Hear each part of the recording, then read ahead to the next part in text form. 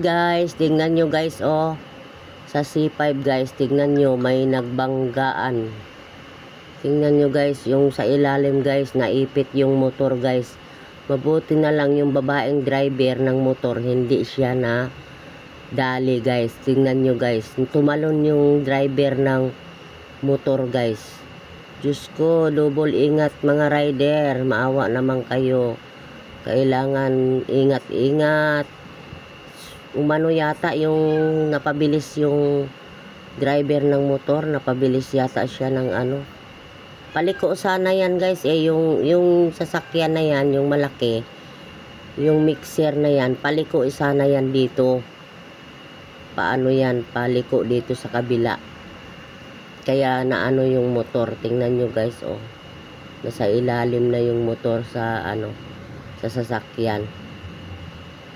Swerte lang talaga guys, kay nakatalon yung ano, nakatalon yung driver. Babae pa naman yung driver ng motor guys. Ako, oh, tingnan nyo guys, oh, tingnan nyo, oh. Ayan. Ayan, sa ilalim yung motor niya.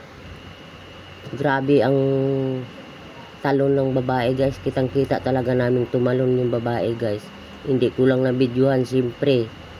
Ano, bigla siyang tumalon. Naku, hindi pa oras, Lord. Buti na lang na ano pa siya. Kaya pati ako, sus, nanginginig ako guys. Ayan guys, oh, nakita nyo yung babae guys. Yan yung naka-helmet. Yan yung may-ari ng motor guys. Tumalon yan siya guys. Mabuti na lang guys, tumalon siya, marunong siya tumalon. Naku, hindi pa niya oras, Ginoo ko. Kaya Lord, buti na lang di pa niya oras. Diyos ko Lord, grabe ang sigawan ng mga pulis guys, kasi nasa gitna yung mga pulis eh. Grabe. Diyos ko, oh, tingnan nyo, oh. Paliko sana yan dito guys eh, dito sa harap ko.